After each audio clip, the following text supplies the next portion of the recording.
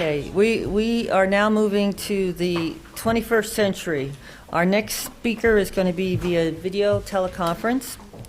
And John is, I presume, in California, and will be coming live on Web TV as we speak.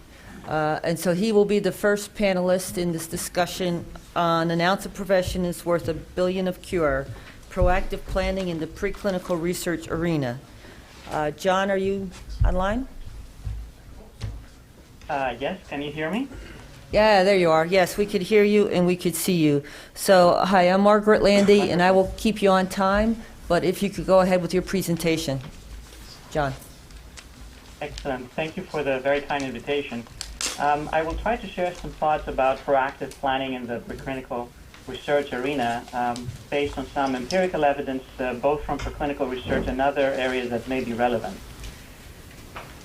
Practically what we want to get out of the corpus of preclinical research is reliable research findings. And we know that the post-study odds of a research finding to be true are smaller when there is bias, when effect sizes are small, when studies are small, when fields are hot with many putatively competitive teams working on them, when there's strong interest in the results, when databases are large, and when analyses are more flexible.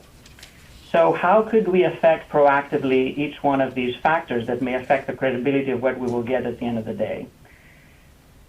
What we really want for a research finding to reach credibility over 50% is that bias must be less than the pre-study odds. So if we're working on a research question that is highly exploratory, we have low chances of success, even a little bit of noise may end up creating a corpus of a literature that is highly unreliable.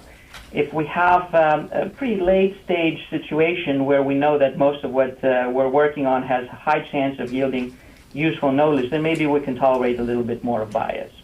But for most preclinical research, probably we cannot tolerate that much bias.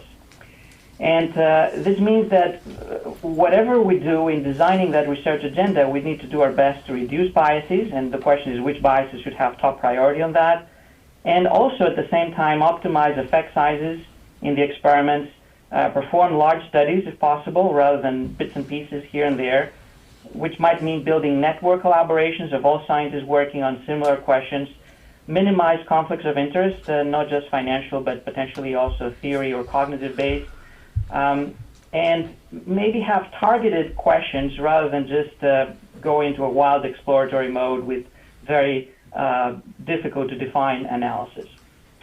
There's tons of biases, and this is an assessment of the entire PubMed that I did a couple of years ago with David Arias, mapping 235 biases. Obviously, it's impossible to get rid of all of them, but at least we can get rid of the key ones. And I think that for preclinical animal studies, some key ones is that we need randomization. If we're testing an intervention, there's no reason that I can think that we should not randomize. I think we need blinded assessment of outcomes. Again, I can't think why that should not be easy to do. And hopefully we should try to avoid conflicts, but this can be a very variable set to define. This is from a paper that I published with several people, including Malcolm McLeod, who contributed these data on animal studies, actually any in vivo studies, over the last 3 decades. There's some improvement in these aspects, but there's still much to be desired. We know from many fields that have worked with experimental designs and randomized trials that things like lack of clear generation of randomization sequence, lack of clear allocation concealment, and lack of double blinding could inflate, on average, the effect sizes substantially. And this is the results from the Brando collaborations looking at about 2,000 trials on humans. For animal studies, we also have similar evidence that we can get pretty much inflated results if we don't pay attention to these relatively easy items of the quality of the design. We also need to take into account that many of the effects that would be of interest to discover would be small or tiny, but even some small or tiny effects eventually may translate to small or tiny effects in humans that may still be highly relevant to apply to improve outcomes either in individuals or in populations. How do we improve the effect-to-noise ratio? First of all, I think we just need to take a step back and ask for each question that we want to address, what is roughly the magnitude of the effect-to-bias ratio? I can think of many situations where the effect-to-bias ratio is such that maybe the proposed research is not even justified. If really the effects are very small compared to the biases that we have in the experimental system, then I would say probably we need to find a different way to approach that. The minimum acceptable effect-to-bias ratio may vary in different types of designs and research fields, and I think it's up to journals and funding agencies to consider whether they should set some minimal design prerequisites and standards for accepting papers or for funding research that would have appropriate effect-to-bias thresholds that should move forward. No study is an island, and I think that this is a very prominent theme in animal research. We have tons of single studies, often done in isolation, but at the end of the day, we end up having many studies on the very same topic, many studies, even more studies on the very same field, and many studies on the same discipline. Can we preemptively design the geometry of the research agenda? This means instead of having fragmented efforts across 10 or 20 or 50 different teams, each one of them running their individual study on a set of animals, could we somehow get these people to communicate and create a larger network that would be dealing with all the therapeutics, for example, in a given domain or in a given field? And people would share information ahead of time on what's happening, and obviously one would know what has already happened so that we don't duplicate effort. This is a network of randomized comparisons from clinical trials, not preclinical ones, but I'm just showing you this as an example of the complexity that one could get into even for human studies. This is advanced breast cancer treatment, systemic treatments. There's about 700 trials, and links between these nodes are comparisons, randomized comparisons against different interventions. For the animal research, usually we don't even have the benefit of knowing what the geometry of existing comparisons looks like. People are reading the literature. Some of the literature is published. We don't know how much of that is not published. We don't know exactly what things have been tested and what have been compared, other than what comes to the surface and is highly visible. Another phenomenon in networks that we have seen is that there's a lot of autolooping based on the commercial interest. So for clinical studies in humans, we know that each company is running studies only on their own products. For animal studies, the equivalent would be that each set of investigators may be running a set of studies that pertain to a specific subset of the potential interventions or populations or settings, and this gives a very fragmented picture of the entire literature. In some diseases where we have very limited evidence, like neglected tropical diseases that nevertheless affect 1 billion people, the situation may become even more complicated, and the fragmentation of the research agenda across a very large number of interventions could be even more prominent, with very little insight on which of these interventions is really the best. Some issues about the design of studies. There's a lot of concern, some of that anecdotal and other empirical, that many protocols are pretty poor. There's poor documentation of what has happened. Some of the information may have poor utility. There's misconceptions about what is the ideal statistical power and what outcomes should be used. Often studies may lack considering other evidence, especially prior evidence, and the analysis or the definitions could be subjective and subject to what I call vibration of effects. By vibration of effects, this is one example. This is looking at 4 analyses that ideally you would think that they would be simple to do with a fair regression model, but actually in that data set that we have probed here, there's 1 million different ways of running the same analysis depending on how exactly you do it, what model you use, and what you adjust for. And these are scatter plots of the 1 million results that you would get for the very same question in terms of the log p-value and the hazard ratio that you estimate. In some cases, like the plots on the right side, you get results that would suggest that an intervention or an exposure is favorable under some circumstances and is unfavorable under other circumstances in other different analytical plans. So some options for improving here, I think we could ask for public availability and registration of protocols, and also better documentation. One might argue that we don't want to stifle creativity, and I agree. So I'm open with the option that many of the protocols in animal and other preclinical studies may not be registered, but then someone would know they're not pre-registered, and this is an entirely exploratory analysis that has to be taken with a lot of caution and probably has to be replicated. I think it's extremely important also to have a priori examination of the utility of information. We're designing yet another study. What is its power? What its precision is going to be? What is the value of that information? Do we have other studies? Maybe we have an answer already. Maybe we don't need to waste animals to ask that question. Maybe we should try some other question. What are we expecting in terms of heterogeneity? Do we expect to get different results in different types of animal models? Is that the right animal model to go for? And also standardize measurements, definitions, and analysis plans whenever feasible. Some other proactive or preemptive strikes could happen at the level of the research workforce and stakeholders. There's empirical evidence that statisticians and methodologists are only sporadically involved in the design of many studies, including animal studies.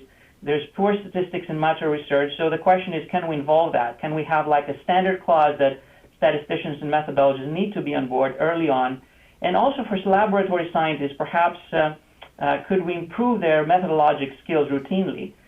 Sometimes also there may be conflicts in some of the stakeholders. It could be academic clinicians or laboratory scientists or corporate scientists who have declared or undeclared financial or other conflicts of interest, or industry may be involved with specific motives in some cases.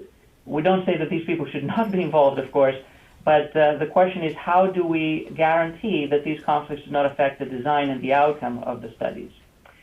So I think that there's ways that we could improve training, we could improve curricula, we could probably think of professional development expectations, so reflective practice and validation of investigative skills that might become more routinely endorsed, and some continuing methodological education. Then the question is, how can we improve reproducibility practices and reward systems in that regard? Currently, most of the reward mechanisms in all sorts of scientific investigation, including animal research, focus on statistical significance and newsworthiness of the results rather than study quality and reproducibility. And promotion committees would misplace emphasis on quantity over quality. Literally, any manuscript can get published. We have about 100,000 biomedical journals currently around the world. So if someone wants to publish something, it will get published. It won't come out in Nature, probably. Very unlikely it will come out in Nature, but it will get published somewhere. And is that really what we want, just having tons of papers, many of which are low quality? Researchers currently are tempted to promise and publish exaggerated results just to continue getting funding, and they may face negative consequences very infrequently if they publish flawed or incorrect results or they make exaggerated claims. So some options for improvement in that regard is to align the reward and appraisal systems for research in a way that we would support and reward at the funding and or publication level quality, transparency, data sharing, and reproducibility. We should find ways to encourage and publish reproducibility checks, which could be embedded in the research agenda of any experimental set. I think we could think of adopting software systems that encourage accuracy and reproducibility of scripts when it comes to the analysis level of the experiments. Public availability of raw data could probably go quite a long way towards helping in many of these aspects. And also we need to think about how to adapt our current scientometric indices to take into account not just productivity, but what I call the PQRST of a scientist. So productivity, but also quality, reproducibility, track record, sharing, track record, and translational track record. Obviously, some of that cannot be done proactively. It would have to wait after the research is done. But so post-publication peer review ratings and comments would also be important, but it would be very important if we can do that ahead of time. And I will close with this slide that shows some options about how to maximize transparency, for example, through registration of studies. I have been probably one of the main proponents of registration across very different scientific fields. And for preclinical work, including animal studies, there's lots of people who say that we cannot really do that. It's very cumbersome. We're stifling creativity. So what I offer is that many studies may just have a level 0 designation. That would mean that they declare that this is a study that was not registered, and therefore you have to see it as a non-registered study that definitely needs to be replicated and reproduced. Level 1 would be a registration of a study.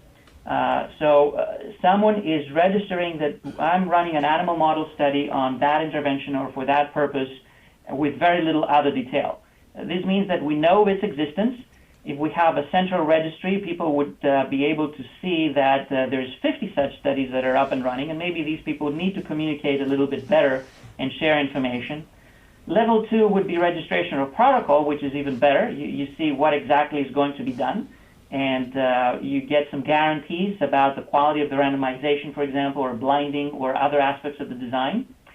Level 3 would be registration of the analysis plan, which I have to say is not the same as the protocol, because the protocol may specify what we expect to do, but actually how exactly the data are going to be analyzed is a very different issue.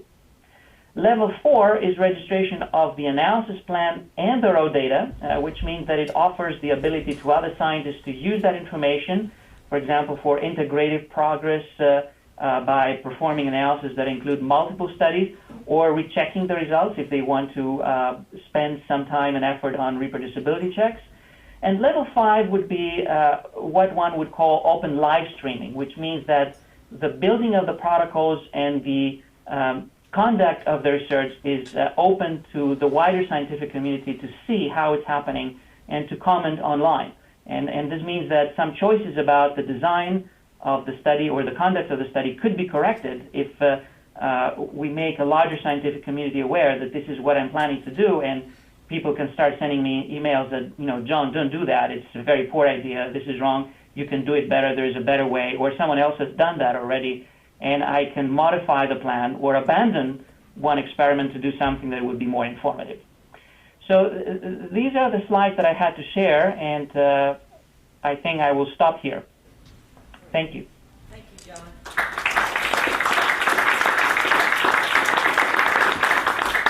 John will be involved with the panel discussion again. Right. And then he'll come back on later for the panel discussion. So our next speaker is Paul Braunschweiger. Did I pronounce it correctly? Yes. And Paul is from the CITI program, and welcome, Paul.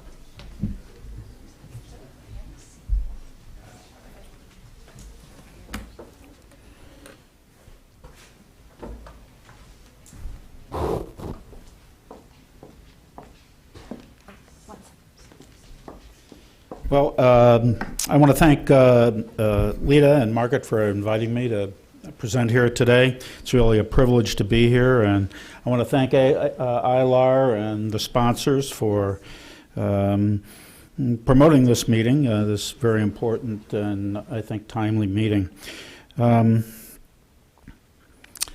I was a bench researcher for about 35 years or so. I've been involved in research ethics maybe for the past 20 years, but only just the last couple of years have I really been concerned and informed about the problems of reproducibility in science. These concerns were awakened again fairly recently, within the last 7 months or so, and I was asked to give a talk about data reproducibility and about the reproducibility of science. And I was, as I was preparing that talk, I became more and more and more concerned about the issues that we're talking about here today. And certainly the presentations that have been made over the past couple of days have done nothing to allay those fears and those concerns. So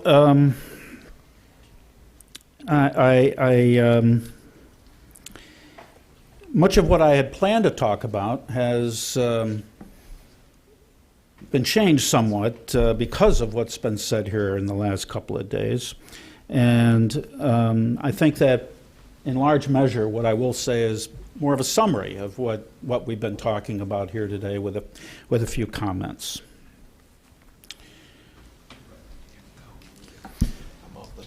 First of all, what are we going to talk about? Let's talk about misconduct versus questionable research practices, because I think that at least the latter of those two plays a big role in how reproducible data in the literature is.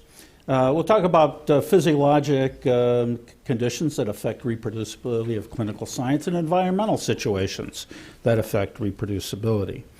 So what is the responsible conduct of research? And the NIH has said that RCR is displaying integrity and professionalism in the planning of research, the accuracy of data collection, and the analysis of experimental results. RCR also embodies reporting research results honestly and without deception or deceit. Although we are living in a culture that increasingly, at least it seems, to be more dishonest, more deceitful, less civil, and more corrupt, researchers are held to a much higher standard. Much higher standard. Researchers and the research enterprise is under increasing scrutiny and expectation to conduct science collegially, professionally, and to the highest ethical standards. So everybody knows what misconduct it is. It's FFP. It's pretty clear. The definitions are very rigorous here in the United States. Not so much in Europe, but here in the United States, the FFP must be intentional, must be indicated by the preponderance of evidence. Whoop.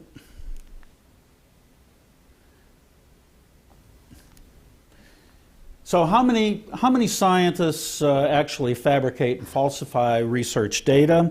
This is some data from Finelli. I don't think this was presented in any session in the last day or two, so I kept this one in.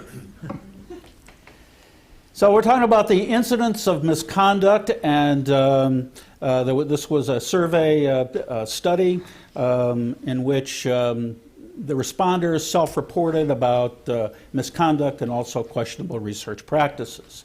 So self-reporting of misconduct is relatively low. In this study, it's 10%. In some studies, it's 0.5%, but it's relatively low, at least from a self-reporting standpoint. However, if you're reporting on your colleagues, the responders say that anywhere from 12 to 14% probably have committed misconduct.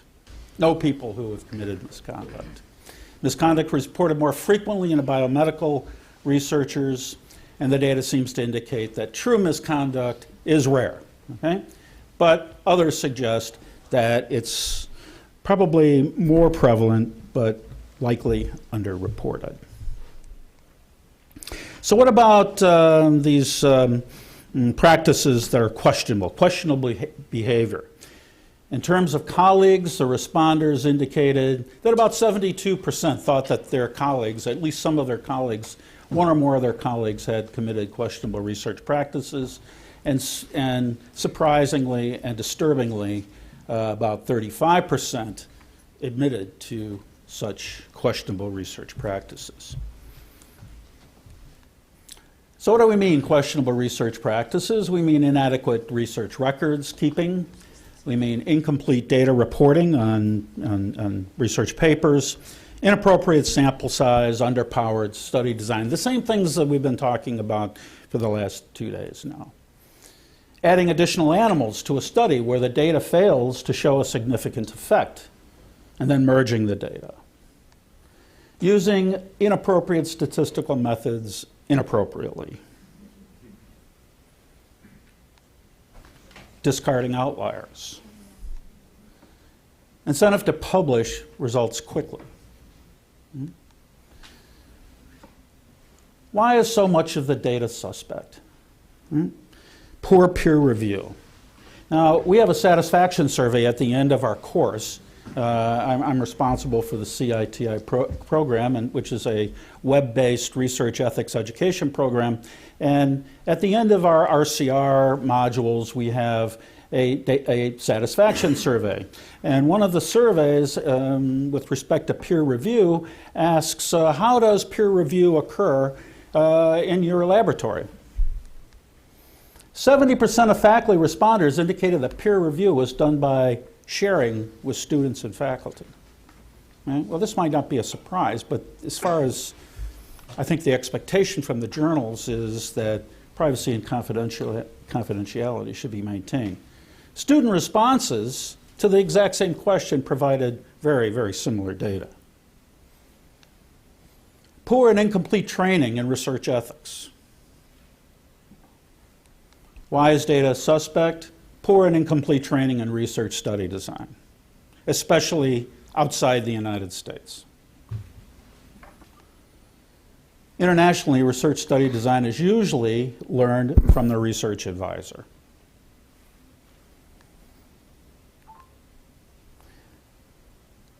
What about reasons for lack of reproducibility? Poor quality control of reagents, cell lines, and our animal strains. The use of model systems that may be reproducible and reliable in the laboratory, but are not predictable of the human condition. Bias in experimental design imposed by lack of randomization strategies, and bias imposed by the researcher knowing which groups were getting the test reagent. No blinding. No or inappropriate control groups. Reasons for lack of reproducibility, how about the lab environment? Intense competition among laboratories and intra-laboratory personnel promotes risky behavior, taking shortcuts, the quick and dirty endpoint experiment, increasing the chance of error and inappropriate conclusions from that study. Questionable research practices and perhaps misconduct. Poor control of experimental conditions from experiment to experiment. Busy and inattentive supervisors. This all boils down to what? Sloppy science. What about questionable research practices? Failure to report basic elements of the research experimental design. For example, animal characteristics, strain, age, gender, body weight. Acclimation period once they come into the facility. Husbandry issues. Cage change. When are the cage changes? How often when are the animals used relative to the cage change? Is it consistent from one experiment to the other? Bedding type, enrichment. Light and dark cycles. I haven't heard anybody talk about circadian rhythms and how that might affect responses to various perturbations. Activity cycles. Some mice are active during the day, but most mice are active during the night. Treatment basics, or the treatments applied in the morning or in the afternoon. Is that something that's controlled? Reagent quality control, machine calibrations. All of these things can affect the quality and reproducibility of the data. Study design. Okay, we've mentioned study design and including gender differences. Reasons for lack of reproducibility. Questionable publication practices. Failure to report basic elements of the experimental design. For example, the secret sauce to make the experiment work. Withholding details from the publication or describing them only vaguely to retain a competitive edge. Dishonest and deceptive authorship practices. Sloppy science? Nah. Unprofessional and irresponsible science. What can be done to enhance reproducibility? I think we need to engage the national animal research associations that promote to promote reproducibility. These are the big players: Primer, ALAS, ALAC International, Science Center for Animal Welfare, NABUR, and of course ILAR. We need to promote accreditation for lab animal programs, and we heard we heard about that a few minutes ago. We need to encourage IACUCs to be more rigorous, I think, in their protocol review, to make sure that the studies are indeed hypothesis testing studies, that the model is appropriate, and that that the IACUCs need to be aware of model failure, as I heard Jerry mention.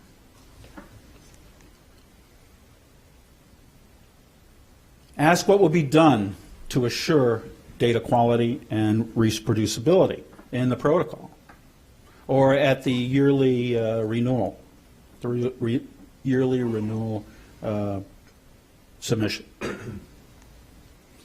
We need to promote the inclusion of statisticians or statistical consultants in the research team.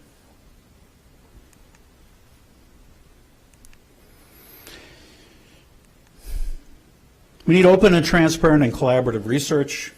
We heard Dr. Ioannidis talk about this. Promote the use of web-based e-books, e-notebooks, open data, open notebooks, web-based open notebooks can promote the critical analysis, additional collaboration. And I believe now that there are notebooks and algorithms available, new products available that can help retain the intellectual property rights. I don't have time to talk in detail about electronic notebooks, but here is a paper that was, or a report that came out in 2011 that reviews all of the currently available e-notebook. This has been embraced by industry and I think is slowly catching on in the academic community. National organizations can promote the multi-center efficacy trials, as we heard about a couple of times and from Dr. Ioannidis. One such national organizations is the National Center for Advancing Translational Research, Translational Science, NCATS, which provide the CTSA or CTSI awards. These, of course, are huge grants designed to transform recipient institutions into centers that encourage, enable, and expedite the translation of basic preclinical science to clinical applications. Mostly, it's the clinical side of translational research that benefits from the CTSI awards. What can be done to enhance reproducibility? Engage the education providers, for example, ALAS, the CITI program, a web-based research ethics education program, also SQA, Society for Quality Assurance. What kind of topics should we emphasize? Lab animal welfare and, of course, the responsible conduct of research, responsible publication practices, research study design, both quantitative study design or statistics, factors known to affect animal responses, and of course biostatistics. And I would argue that good laboratory practice and even the recommendation that laboratories move towards becoming GLP labs could also help the not only the transparency but also the quality of the data, just through established procedures for record keeping. So, in conclusion, what are the keys to promoting reproducible science? The members of the research team and the entire research team ought to be engaged in this and understand that promoting data integrity and reproducibility of science is a shared responsibility with the community. It's not just the PI's responsibility. It's not just the lead tech or the postdoc. It's the entire research team. Sloppiness in planning, execution, and reporting of animal research is not only unprofessional, but it's totally unacceptable. Large labs, the labs are now larger. There's more students, more postdocs playing a greater role. More responsibility falls to the PI to manage this enterprise, right? To manage this enterprise. and to make sure that the staff is technically proficient and that the planning, execution, reporting of the research is to the highest standards. Peer review of manuscripts and grant applications should not be relegated to students and postdocs without permission from the journal.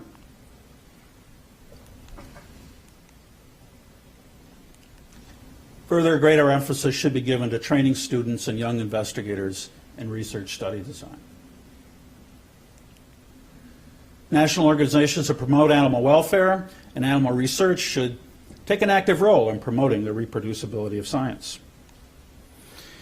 If we do not get the house in order, the issues will become politicized, I believe. An additional regulatory burden could be imposed to ensure that the public's trust in research and a publicly funded research enterprise is preserved. Thank you.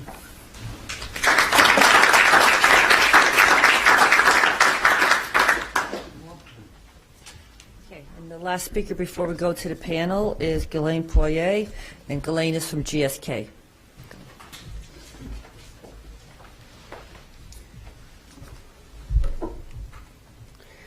Thank you very much to the organizer, Margaret, for inviting me to present the work we're doing at GSK to increase animal research data sharing. And I'm really pleased to do that for several reasons. One, I have been learning a lot in my journey over the last couple of years, and I'm really very keen to share it with other people who might want to establish such a data sharing policy in their company and may be able to do it quicker than I've been able to do it. But also I hope this will stimulate some conversation and I will be able to build on the work that is being done. So what I will talk about, first of all, I will replace this story into the context. I will then talk a little bit about what is data, because I have found in my conversation with people that data can mean different things to different people. And then when you start having conversation with people who have a different thing in their mind, you don't go very far in your conversation. Then I will go and talk about why we think that it is important to share data. What are the opportunities, the new and the old opportunity for sharing data? And finally, I will talk about the process that I've been following with the help of my colleague at GSK. So where did this story start? It starts back in 2011 when a 6-month-long project was commissioned by the R&D head at GSK. And this project was entitled The Future of Animals in Research, which we call for, in short, as FAIR, the FAIR project. And I was lucky enough to participate to this project. And our remit was very broad for such a 6-month short project. The remit was very simple. It was go and look back at the practices we're having within the company, benchmark with other companies and what's being done elsewhere outside, and come back with recommendation to improve the way we use animal and animal model in the company. And the recommendations were made 6 months later to the company executive team and endorsed at this level, and were also endorsed by the R&D executive team, which has given some real clout to the project. And what the recommendations were, it was a strategy, a fully integrated strategy in 4 main prongs. 3 of them are about data sharing and reusing. The first one was to leverage the animal model data internally, so making sure our data is in a state in which we can easily reuse it. The second one was about bolstering external collaboration, sharing data not only internally but also with the outside world. The third one was about enhancing the way we conduct the scientific review of animal model. And those 3 elements here really were all geared towards one key element, which was to maximize the value of the data that is obtained from the use of animal. And then there was a 4th element in this strategy, which was a little bit on the side, but which is nonetheless very important, which is about boosting the innovation in non-animal alternatives. So what I'm going to talk about today really is about the bolstering of external collaboration, the external data sharing. And as I mentioned just a minute ago, this strategy was endorsed at the high level in 2011, and this was followed the year later by the company making a public commitment, which is now enshrined in the 2012 corporate responsibility commitment, which said that we would commit to share animal research information. And really this was great because it gave us the clout and it gave us the leverage to form a formal project with clear delivery plan, which we're now working on. So this project is called the Wall Garden Project. You may ask yourself why Wall Garden. People ask me this question very often. And basically, there is the concept that not all data is necessarily useful or shareable with everybody in the public domain. And some data may be better off being shared within a restricted environment, within the research community. So I just want, before I move further than that, I want to go back on this definition of the data, because I really have found that in the conversation that it can lead to misunderstanding and very unproductive discussion. So if you think in your own mind, what is data sharing? If I tell you we're going to establish a policy on data sharing, what comes to your mind?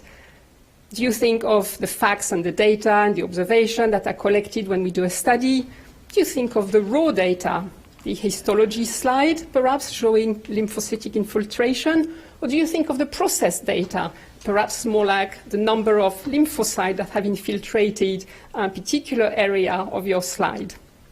Do you think of individual level data, or do you think in the summary data, the mean value with a standard deviation, and etc.?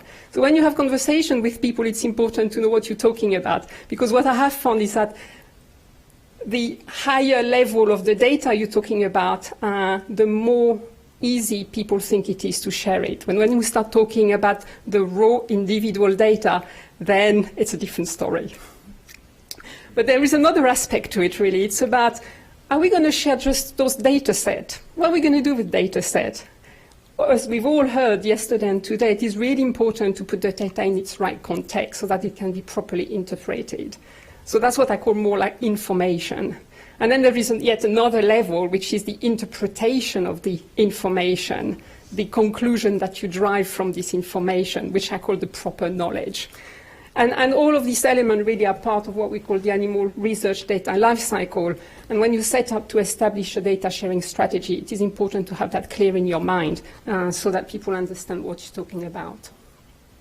So why do we think that it is important from a company point of view to share animal research data, information and knowledge? Well, we've heard it a lot this morning and yesterday too. It is important to be transparent. We've all grown very used to have information at our fingertip. We just go onto our iPhone, our other type of computer. How many people today have been looking at their messages on their phone discreetly in the back of the room?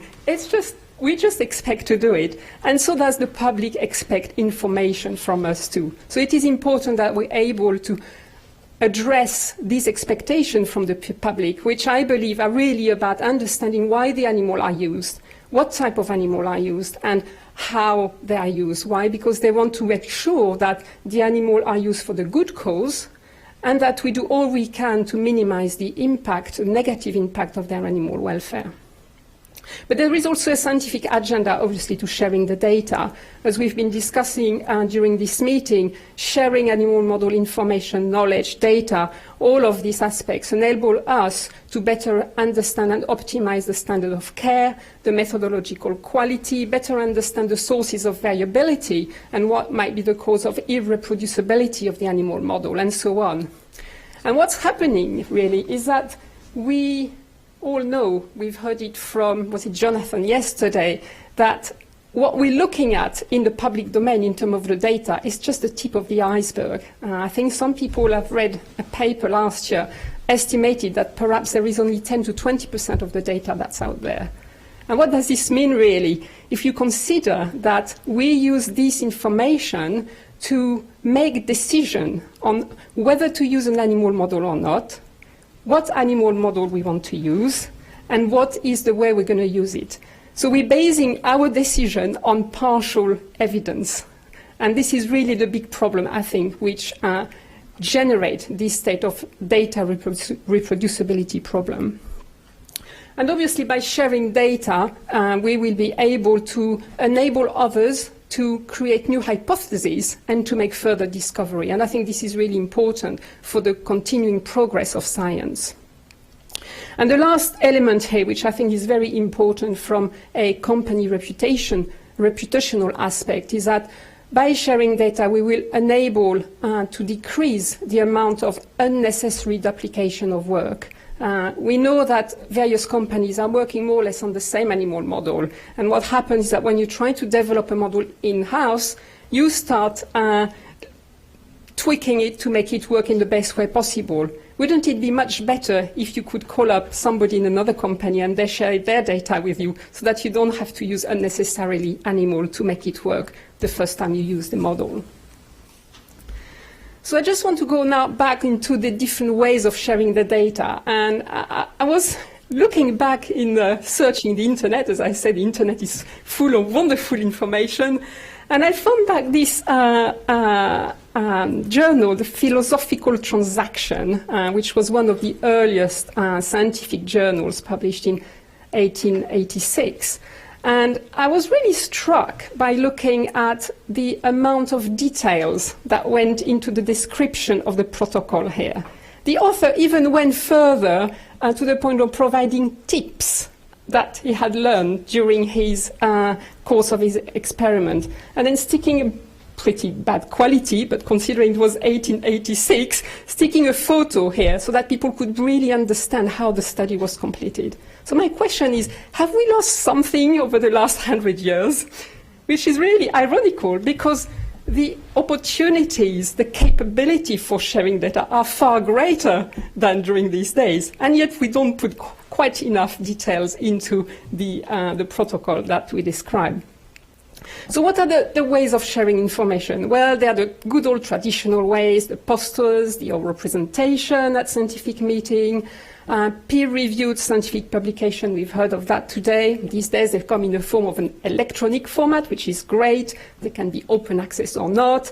And they include context, a little bit of context, not always enough, and interpretation. But I think what we really need to focus on as we move forward are the emerging opportunity, and particularly the databases. And I'm really keen on those. Why? Because databases allow you to transfer the data in a format in which it's going to be directly analyzable. So there's a great efficiency gain there. And I think if we could do that, then we would have far more data reanalysis and cross-analysis, which would enable us to better understand the real value of our animal models. So moving on now onto the establishment of an animal research data sharing strategy.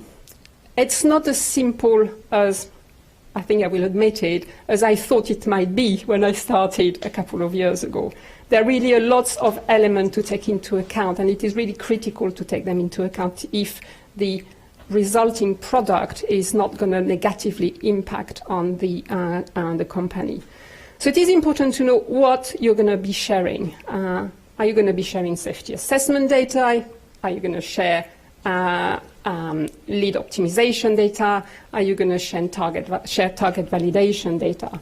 And then you need to define what level of information you're going to share. Are you going to share abstracts? Are you going to share protocols, a summary of a protocol, of detailed protocol, a report, or the raw data, which can make people feel a little bit worried about? All of these needs to be discussed to find the right formula for the company. And then you need to understand when you're going to share it. Now, in a company, obviously, you produce a lot of, thanks, Margaret, a lot of proprietary information.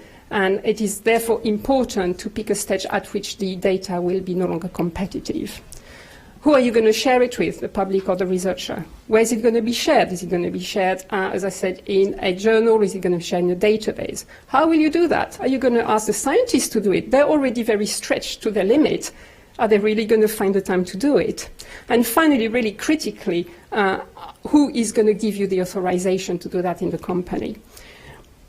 And a lot of these elements really are centered about risk management. And I'm not going to go into detail of this because I don't have a lot of time, but I think the key risk to manage appropriately here are the reputational risk. Could the animal rights activists use data in the same way they sometimes use pictures completely out of context to drive their own agenda? Could it be that there's not enough context and the data will actually be misinterpreted? The second risk is about the risk to losing competitiveness, and that really needs to be discussed very clearly, in detail with all of the stakeholders. There's a legal risk because sometimes the information is bound to contract. And finally, there's a data integrity risk, which is important because of the patent in which the data might be associated with. So all that really needs a very good understanding of the R&D process context. And this is information that very quickly we've gathered in our company. The majority of the animals are used in the lead optimization phase. So perhaps this is where there are the greatest benefit to be gained by sharing the information. And the other important point here to look into this diagram is the clinical data disclosure. As we know, there is more and more clinical data being disclosed with the public. And the question really we have here, when you think of the competitiveness of the animal data, is by the time the clinical data is out there in the public domain, what's left in the animal data that might still be competitive? And really, this question needs to be answered by the appropriate expert in the company. And this leads me really to a very key important aspect of the establishment of strategy is to manage the stakeholder appropriately. You need to understand who is going to be impacted because they may have to change their practices, they may have to spend time to actually share the data. Who is going to be benefiting from it? Why? Because those people are going to be your champion. They are the people who are going to be advertising your proposal and therefore help you to implement it. You need to understand who is going to pay for it and who is going to authorize it. At which level of the company are you going to need to get the authorization? Is it at the level of the R&D? Is it at the corporate level? Or is it even at the higher level, at the board, that the decision is going to be made? The second point that is really critical, I found, is managing the cultural change. And that is certainly one of the most critical aspects of it, because despite us having been sharing data for several centuries in the various forms, including those philosophical transaction manuscripts, when you talk to scientists about publishing data, yes, publishing, that's good. If you talk to them about sharing data, sharing, so it's the same thing, but in people's mind, it may be slightly different. And you need to have those discussions with people so that you can address what are the concerns about it, so that you can demystify the attitude towards sharing. Very briefly, as I said, we started 2 years ago at GSK, and as a way to bring our colleague with us in this journey toward increased data sharing, we actually asked people, what would you do if you were able to access other people's data? And interestingly, I'm not going to go through this list here, but as you read it, you probably quickly realize that a lot of it is about reducing the irreproducibility of the animal study. But the key point here is to realize that there is actually a clearly targeted benefit that people see. And this is something you can take advantage of when you go and talk to people to establish your strategy. Very quickly, if I have 2 minutes, Margaret, 1 minute, okay. Very quickly, because it is important, as we've heard earlier on, sharing data is all very good. There are lots of benefit about it, but it needs to be of good quality. You need to provide sufficient context about it. You need to provide it in a format that it's going to be able to be reused, because there's no point to share it if people cannot reuse it. And ideally, if you want to streamline and accelerate the data sharing, you should really put some standards on your data, because those electronic tools now use those standards, and again, you have great efficiency gain. So to conclude, and I'm going to have to conclude there, and I'm sorry for those who like to finish their book, but I'm not going to turn the last page. I'm not going to tell you what is the GSK strategy, because we're not quite yet there. We're not very far, and I think this will be good news to turn the page when we can be there. But right now, my conclusion I can share with you is that data sharing has reputational, scientific, and animal benefit. There's no contest about that, and people understand that. There is also increasing trends toward data sharing, and the cultural change is happening now. but the change management remains critical and we need to address it. We also need to carefully address the risk management to ensure that we are not going to cause more trouble than benefit. And finally, I think it's really important to understand that it's a team exercise. To establish such a strategy needs to talk with lots of people who have lots of great thought ideas and expert knowledge to share to enable anyone to produce a good animal research strategy for a particular company. And they're probably not the same strategy, is probably not a strategy will not be the same for every company. Every company needs to do what is best for them. Thank you, Ghislaine.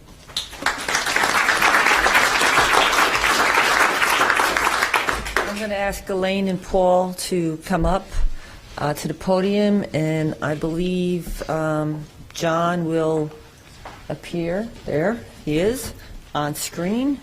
And so it's time to open for questions for any of the panelists. I think there's one brave person, I think. Yes, good. Start us off.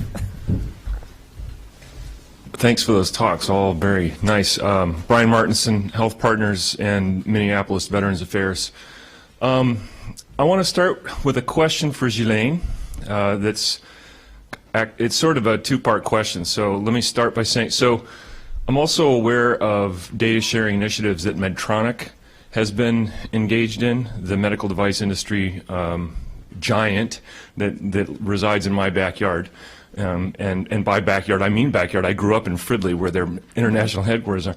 So I'm aware of their sharing of the Infuse data in response to journalistic accusations of misconduct in the trials of Infuse. And I think they reference the GSK initiatives in terms of data sharing, but I don't know, is there actually any formal cooperation or collaboration or discussions that GSK has been having with the folks at Medtronic about this process as it's been unfolding? Because I think the timelines overlap a great deal. Yeah, I'm not sure what they were referring to, and it may have been possibly another aspect of data sharing.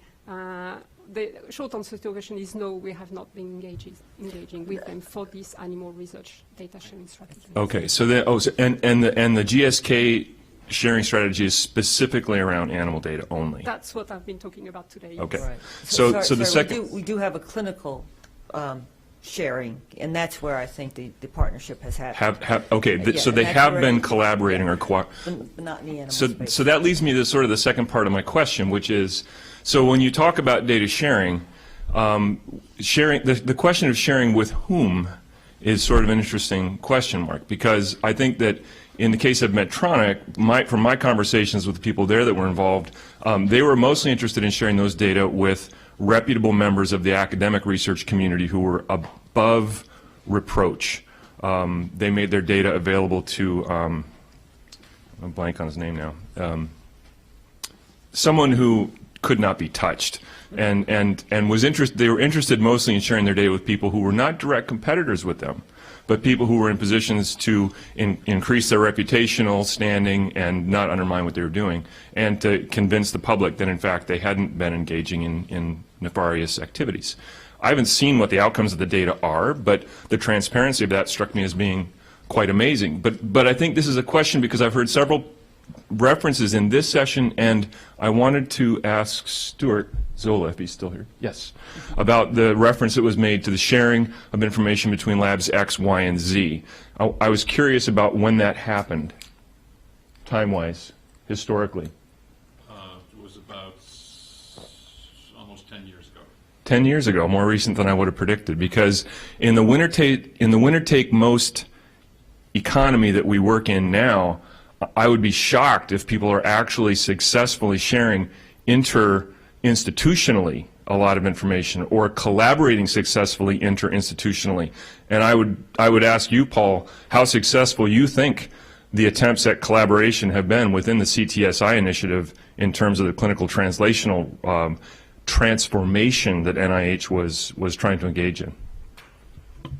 Well, I can only speak really for my own institution, and I think it's, as I mentioned, I think it's all been one-sided. It's really been the clinical side that, and from an educational standpoint, it's only been about good clinical practice and clinical research coordinator type training. But the larger question, has the CTSI really promoted research at our institution? I say that, well, we're only into it for 3 years, okay, so that's the proviso. But the answer is probably no, and not yet. And I'm really concerned that anything that promotes and expedites research could also promote and expedite sloppy, irresponsible conduct. The rush to publication, hurry to get things done. I know our CTSI, we're supposed to meet with deliverables every couple of months, and it's it's sort of like programmed research. It just is not very satisfying. Steve, before you ask a question, Sorry, so I'm sorry. I have to follow up then with a follow-on question. Thank you for that. So part of my skepticism about the sharing, or part of where I think a refocusing of the sharing might be beneficial, is to recognize that institutions in our setting are much sharper in competition with one another than they are in cooperation, by and large. That's my sense of it. And so I think trying to figure out how to leverage that competitive spirit between institutions might be a far more successful strategy for incentivizing openness than trying to enforce cooperation or collaborations. And so, for instance, the tool, and I had to skip over this for time yesterday, the tool that I've been working on, the source, is specifically to collect information on the local institutional setting. But the summary reports that come out of that eventually are going to provide comparative data to those people. And this is following on the model that was developed originally in the 90s in the VA of the Surgical Improvement Program that collected information from all the surgeons in the VA about their performance, their mortality rates, their complication rates, and then they fed that back to them, not just their own data, but they fed back to them and said, and here's how you stand relative to all your peers, right? They activated their competitive spirit to get them to improve their performance and sharpen their practice. And they did. The worst performing surgeons and the lowest performing units all dramatically increased. That became a model of improvement because they gave that comparative data back to activate the competitiveness of the system, not the cooperativeness of it. I just want to know if John has any comments before Steve asks his question. John? Well, maybe I'd like to comment on that. I think that data sharing is a wonderful idea, but when it happens after the fact, it may not be really very efficient. And obviously, there's all of these obstacles that people are alluding to. Only parts of the databases are going to be shared. It's going to be very hard to say how much of that is raw data versus processed data and what kind of processing and how much selected fragmentation of information is eventually available. Maybe we should try to think about taking a step back, and I'll give you the example of high-energy physics. 40,000 scientists joining forces over a number of years in a single experiment, finding eventually Higgs boson, the particle that they were chasing for so many decades. Now, try to think of these 40,000 scientists, instead of having a single data set, fragmenting that data set to 40,000 pieces, unequal pieces. Some would get more, others would get less, and some of them would publish pieces of these pieces, and others would maybe share pieces of these pieces with others, but not all of that, and who knows why and when and how they would share that information.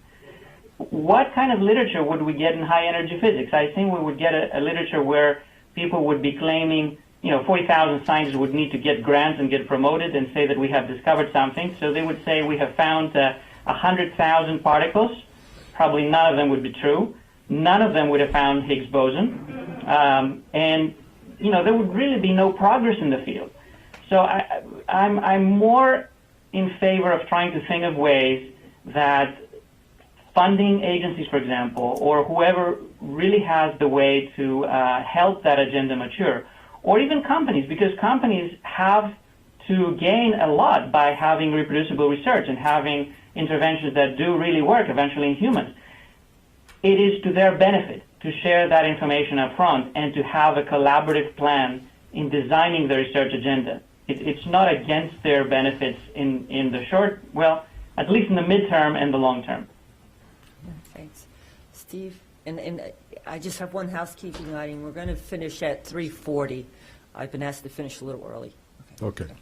Steve Nemi, Harvard. A couple of observations. First of all, with regards to the hypothesis that more collaboration is going to reduce the risk of non-reproducibility, I think there's a useful metric in the academic world where programs like mine and Bob Disco's and a lot of others have a very active mouse-sharing underground railroad with regards to imports and exports of genetically modified lines that are literally going around the world. And I'm sure that has increased over the years if one was to track the number of animals coming and going.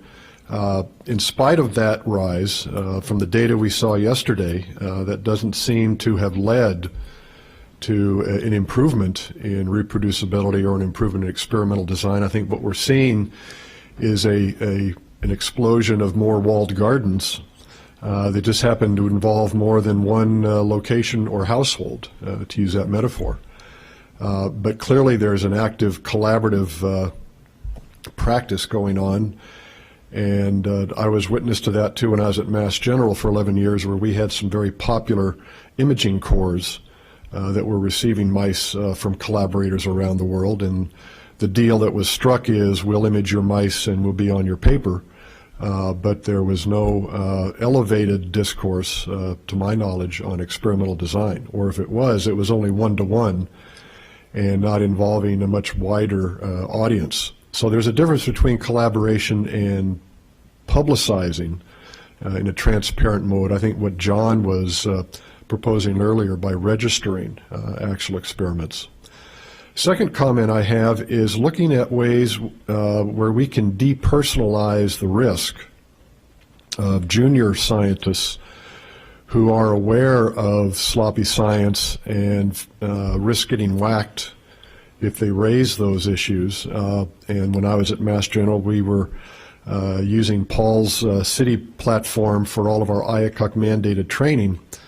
Is there an opportunity for a new IACUC module, and maybe also to apply to IRB and IBC members, entitled Avoiding Sloppy Science? And it would be some of the simple parameters of experimental design that we discussed yesterday through our candy throwing session.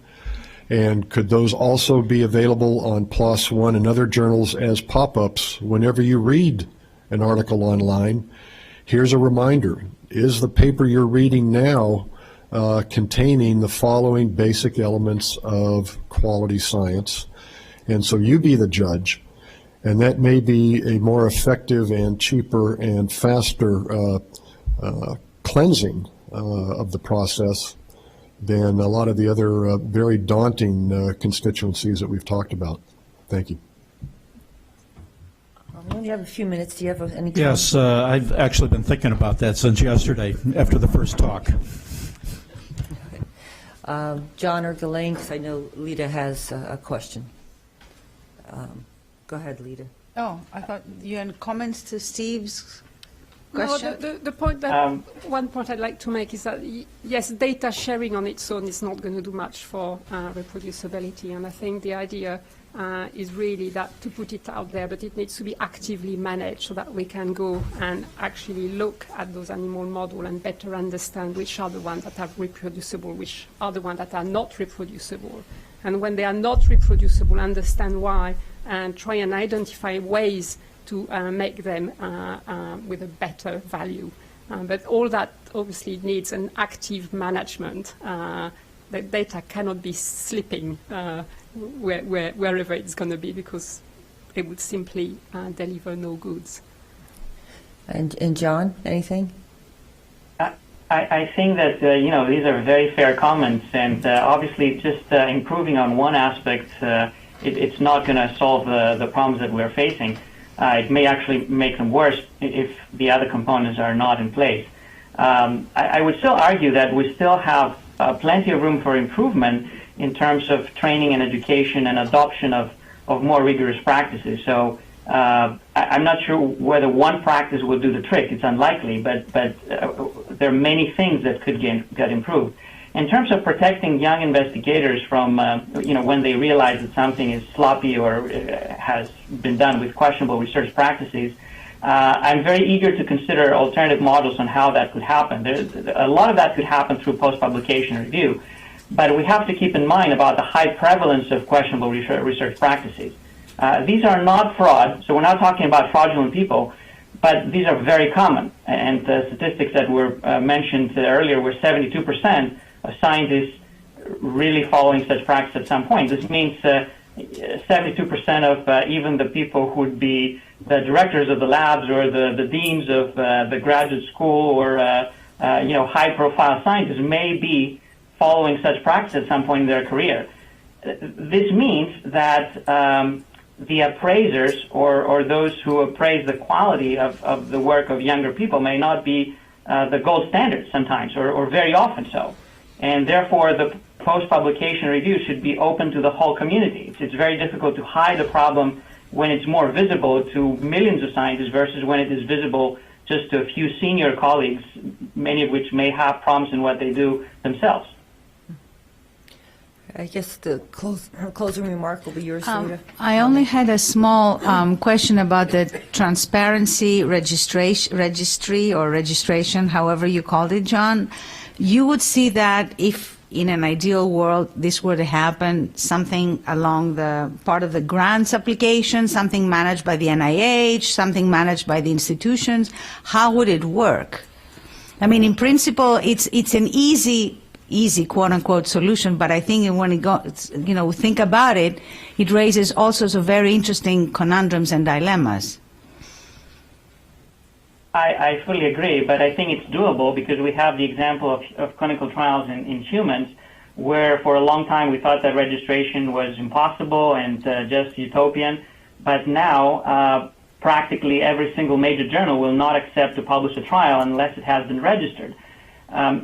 So it's really up to the major stakeholders who are the guardians of the reward system.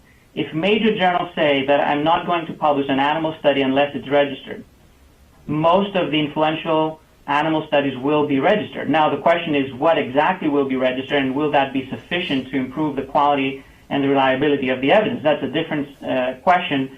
And even in clinical trials, we know currently that registration has improved many aspects but has left others unanswered. So there's still some substantial selective reporting of outcomes and analysis, for example. But at least it's a step in the right direction. Other stakeholders, funding agencies, as you mentioned, they could make a difference. So if funding agencies say that we're not going to give you the last 30% of the funds unless the study has been registered and published, then this is a very strong incentive.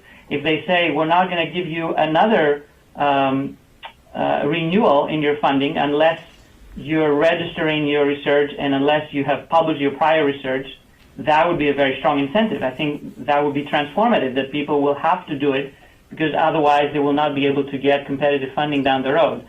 So I'm not trying to be punishing people here, and we have to do that in a way that it facilitates the research. I think if we have a system in place that accepts that registration is a good idea and having a protocol is a good idea and sharing information is a good idea, then it could become part of the mainstream and everyday life.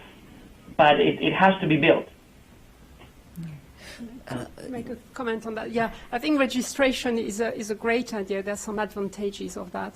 In a company environment, the only hurdle that you will have to get through is the fact that the information at the time even of making a design, a proposal, is competitive and could give a competitive advantage to other company. So you simply can't put it at that stage up in the public domain.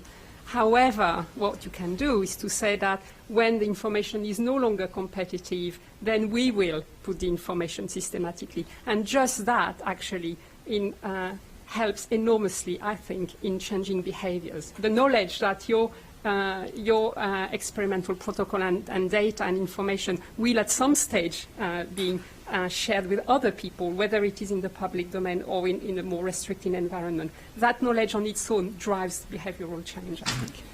All right, I'd like to thank our panelists, Ghislaine, Paul, and John.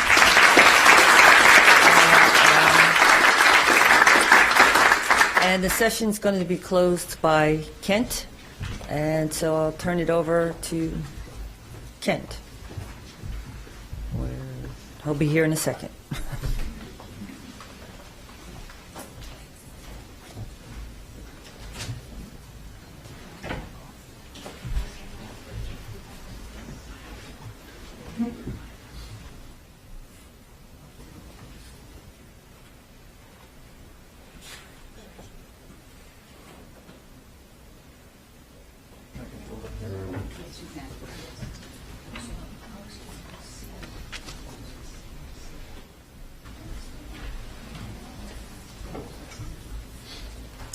Well, good afternoon. There's only one place worse than being before lunch. It's being before the end in your travel out of here. So I'll try to be brief and try to be informative.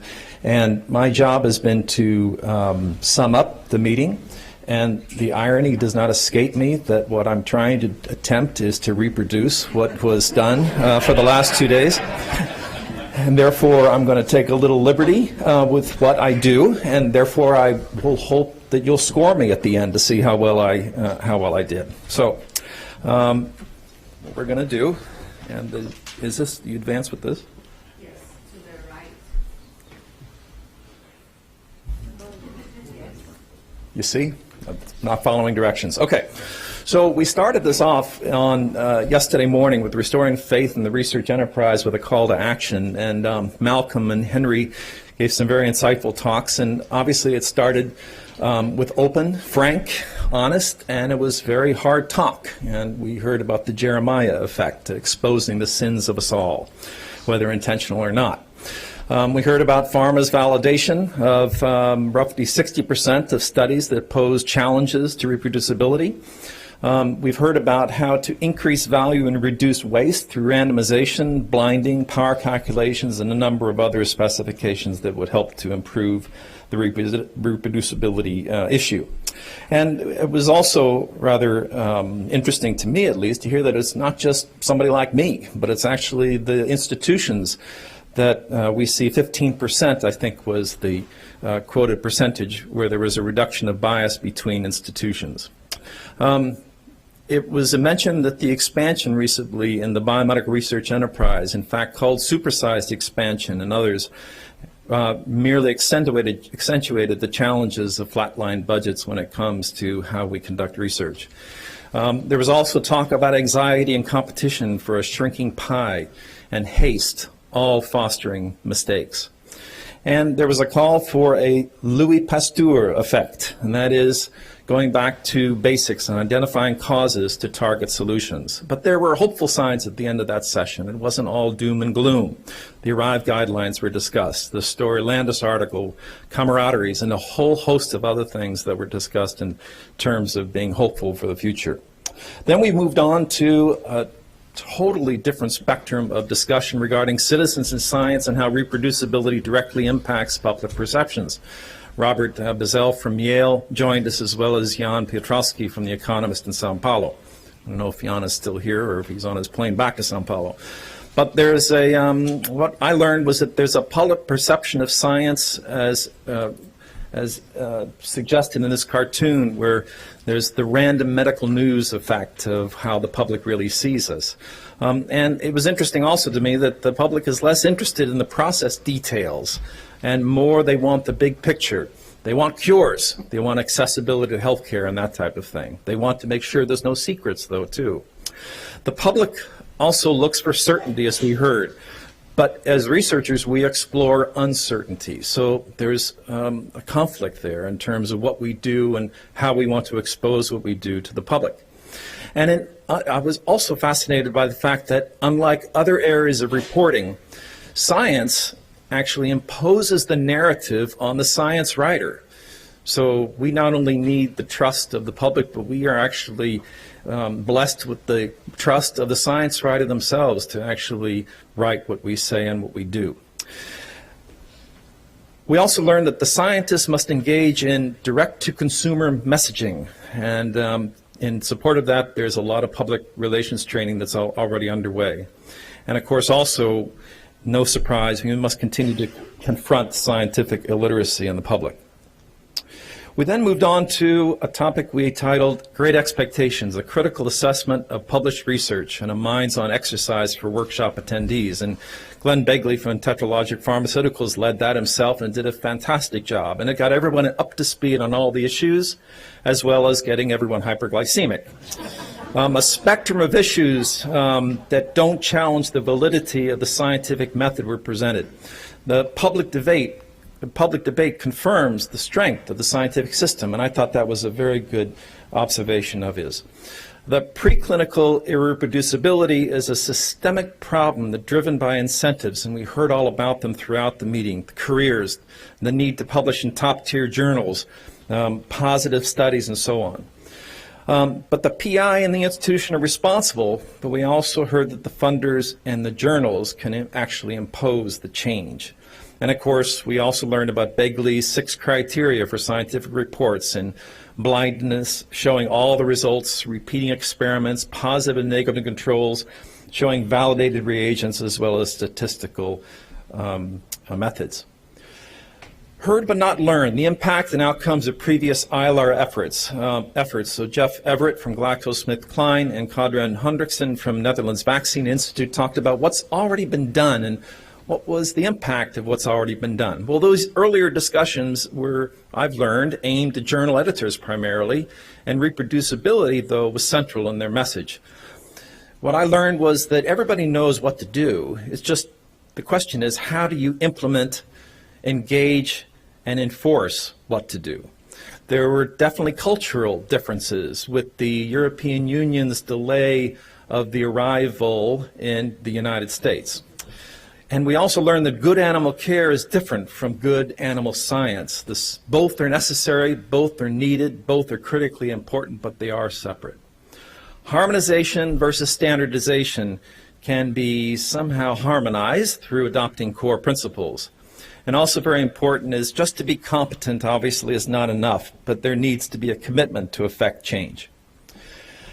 We then moved on to all hands on deck, actions taken to date, and Gilly Griffin from the Canadian Council for Animal Care spoke as well as Jonathan Kimmelman at McGill University. And this was one of my more difficult presentations to have to write notes from because it was so jam-packed with really good stuff. So I congratulate both Gilly and Jonathan for that. There are many motivating factors in terms of what's been done to date, in terms of poor design, little translation, animal waste. The 2011 Montreal Declaration called for a change in culture and recognized that reporting of data is key. The guidelines endorsed and to some extent implemented these changes, but little impact has been seen so far. ICLA's harmonization efforts and the 10 principles that Gilly talked about. There are problems in planning, design, reporting, and uptake. And there are activities such as systematic review, preclinical registry, CSAR, and all sorts of things that have been developed to address these problems. And there are many opportunities. Stakeholders, and I was particularly interested to hear about naming NCATs. It was named not only yesterday, but also today, and their potential role in this process, which I found very, very interesting, and as well as research domains and programmatic opportunities. We then went back and talked and revisited Russell and Birch and looked how we can reconcile reproducibility with replacement, reduction, and refinement, and learned from Michael Festing, an independent consultant, and Stephen Latham from Yale University about the clinical, the large N, small effect, versus the preclinical, small N, larger effect. And since World War II, we learned that the replacement of the 3 Rs was actually the most common that had taken place. Of course, we can't forget Michael's tea and milk experiment, trying to outline how experimental design trumps the sample size. But there's current problems relate to the excessive numbers of false positives, and we heard that as well today. And of course, we also heard at that time about the need for training, both in design, biometrics, as well as statistics. And then we heard from Stephen about how the three R's today struggle in the biphasic U.S. law, both statutory through the AWA as well as professional self-regulation. Can research integrity be incentivized? Brian Martinson from Health Partners Institute for Education and Research and Elizabeth Marincola from PLOS. Again, a jam-packed session, and I probably didn't do justice to this, but it was very important that I like how they took off and said, well, before we get to incentives, let's talk about how to understand the disincentives, because understanding that will inform paths to incentivizing good behavior. And the example was given with the growth rate in the research workforce actually has exceeded the population, U.S. population growth rate. And the context, that is, for example, the fear of job loss, directly influences the quality and the integrity of the work that's published. Now, institutions are not alone in this. Institutions can create the environment promoting responsible conduct. The Survey of Organizational Research Climate, or SOURCE, tracks these local factors, and that's a welcome development. And there's many tools available and soon coming available, such as the PLOS Forum for post-publication peer review to promote dynamic and transparent research. This morning we started off with a great series of lectures in talking about the reproducibility challenges in the next generation of animal models. And Roger Reeves from Johns Hopkins, Jeffrey Rogers from Baylor, and Monty Westerfield from University of Oregon talked about mice, monkeys, and fish. And it was pointed out that technologies will not save us, but the new tools can certainly help in our efforts to emphasize reproducibility.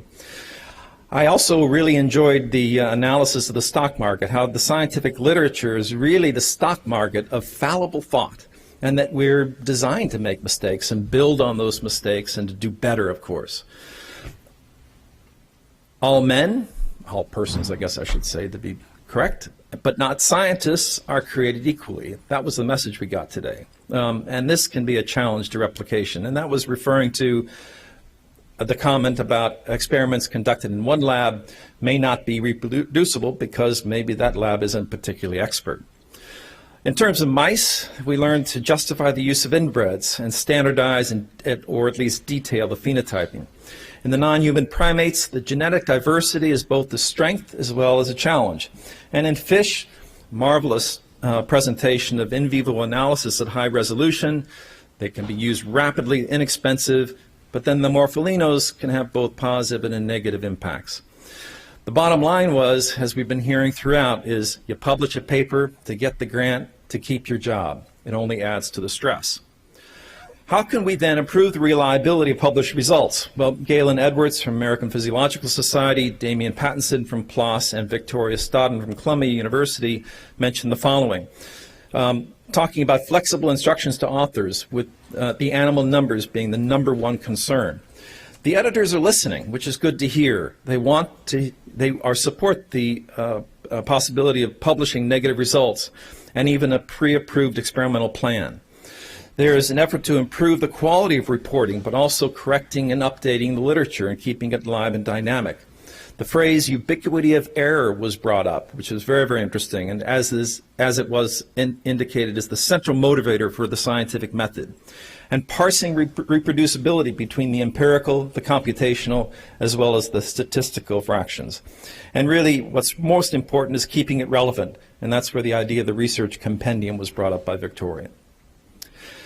So how about the IOs, the vets, the institutions, the IACUCs? How can we make internal regulators partners in this reform effort? And Catherine Bain from ALAC International, Stuart Zola from Emory, as well as Jerry Collins from Yale, talked about the standards of care and use, guided by science to promote high-quality science. And of course, we can't forget the amazing Zola and his magic reproducible ropes. I'll never forget that. The animal resources provide an environment conducive to reproducibility. Again, an institutional responsibility. And there's a need for judicious application of the regulations and guidelines we already have, because these will benefit, and also the benefits of transparency.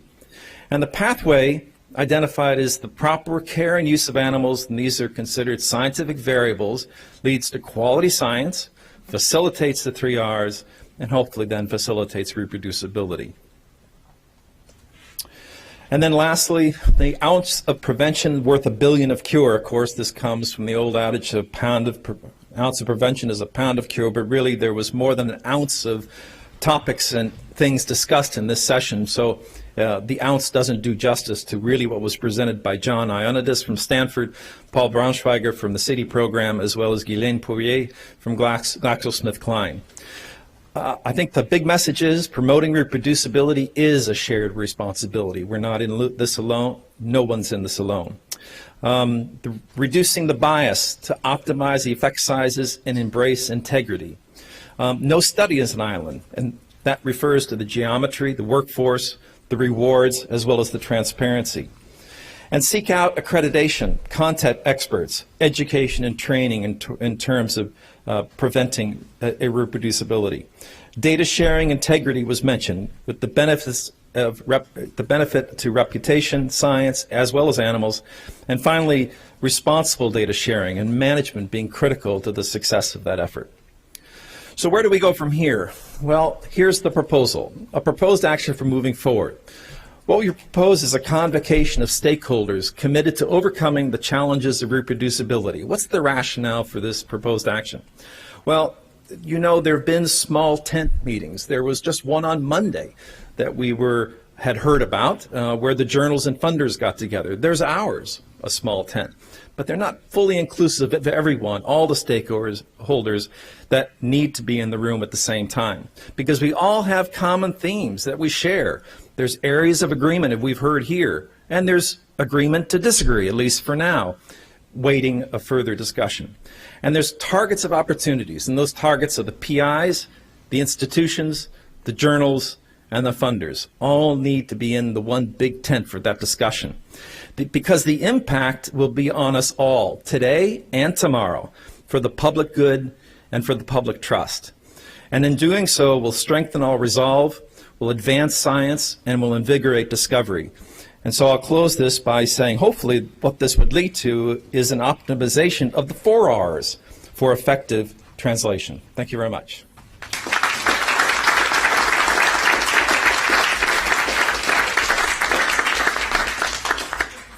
So I guess I want to say at this time, before everybody races for the door, I think it's important to thank everyone here at ILAR and National Academy, so Lita and Angela.